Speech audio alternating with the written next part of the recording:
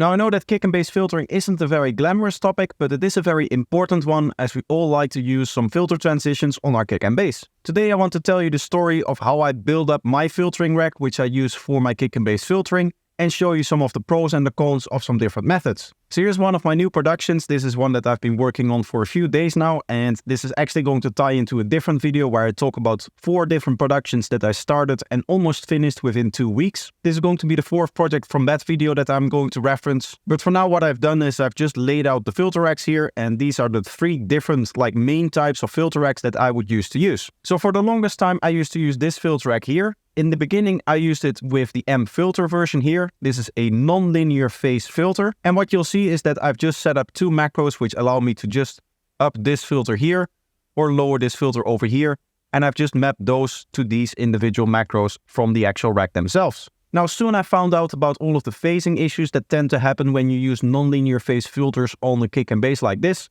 If you're filtering with a non-linear phase filter, then you can definitely have phasing issues in the low frequencies, especially with a high pass at around 20 Hz. So once I learned that fact, I decided to switch over to M Equalizer LP. The LP stands for linear phase, so this is not going to introduce any phasing issues in the lower frequencies, and that's really all where it matters.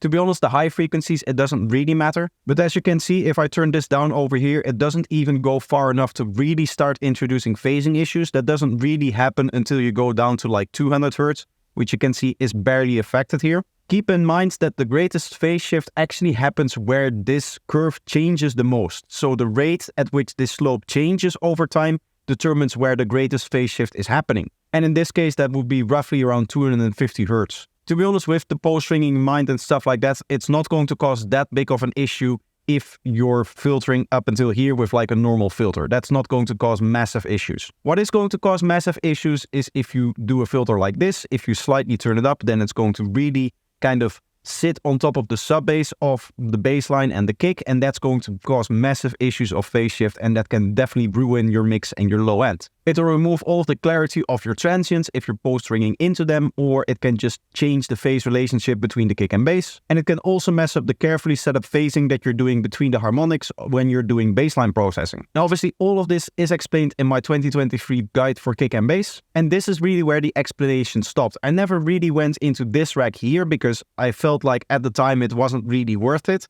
and I didn't go into this rack here because I actually didn't discover this rack until after I filmed the guide. So what is the problem with this linear phase? Well, if I hover over here, you'll see that there's something called latency. You'll see it right here. Obviously, if I remove my mouse, you won't see it anymore, but right here you can see latency, and you'll see that it's 17,000 samples or 350 roughly milliseconds. That's quite a lot, and that can cause some major issues. For one, the DAW becomes really laggy. If I press play right now, you can see it takes a while for the sound to actually start playing. Now in this case, we're also using this linear phase option here, so both of these are combined. So we actually get around 0.7 seconds of pause before it actually starts to play, because it has to wait for all of this delay to pass. But honestly, my bigger problem was with the fact that Ableton doesn't really handle this delay in a proper way. What usually happens with DAWs is that they compensate per plugin. What that means is that this plugin introduces a certain delay, and that gets then compensated in this part of the chain. Then this plugin will introduce a certain part of delay, and then it will get compensated in this part of the chain. Now Ableton has done something differently. They compensate the basis of the whole chain. What they'll do is they'll calculate what the timing is here versus here, and then they will compensate in one file sweep all of the delays summed together. Now if you think about it, that actually works for a live performance view very well, because that minimizes the amount of calculations that it needs to do. Therefore it is going to be faster because there's fewer calculations that need to run, and therefore it is more appropriate for a live setting. But for a DAW, we don't necessarily want that, and there are some timing issues that it will introduce. For example, you may have wondered if you're ever using latency heavy plugins on a sound, if you then introduce something like LFO2, why the LFO2 isn't synced. You can see this bassline is supposed to be right here. That's obviously where the bassline is supposed to be, and you have to compensate for that with the phase, something like this.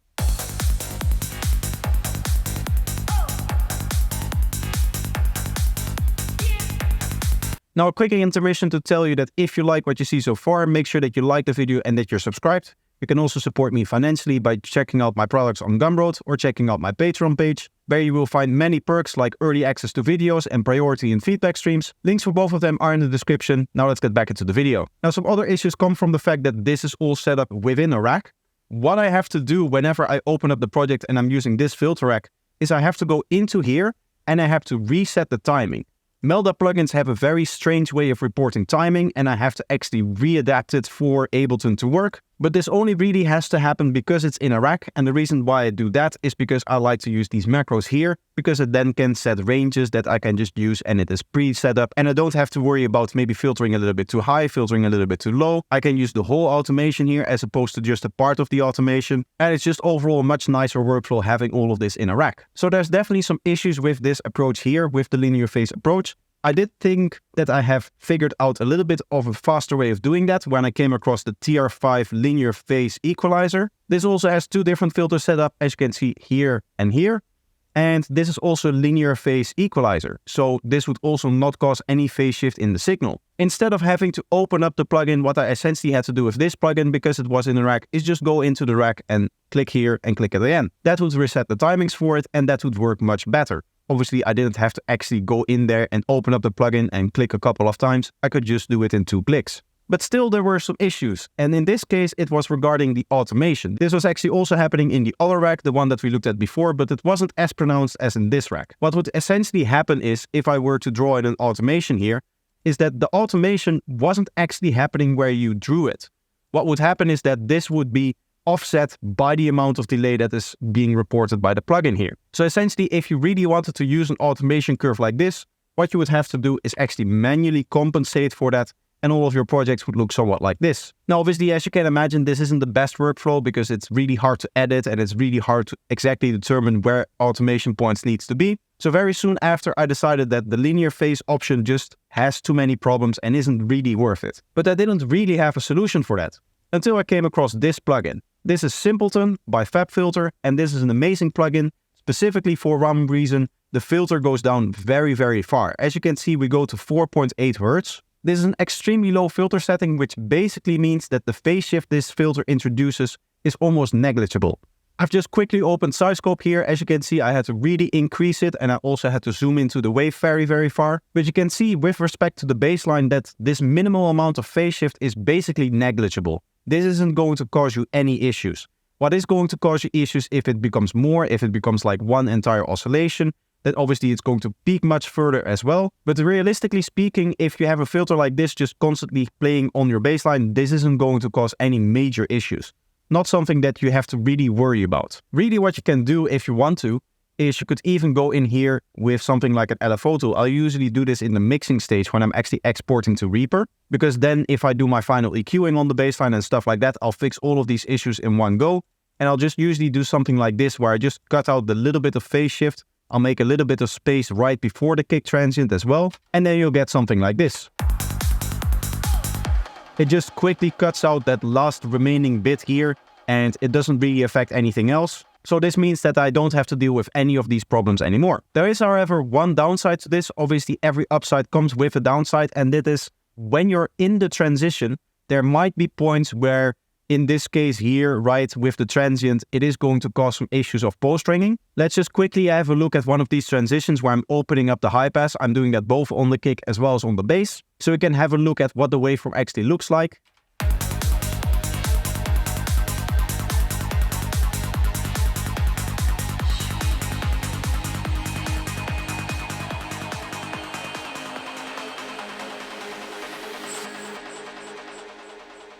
And what you'll find is that right here we saw the transient kind of slowly go up and down again. It is a very small kind of up and down, and I don't think, to be honest, that that is going to cause you any major problems. There might be some configurations in which this does cause some problems.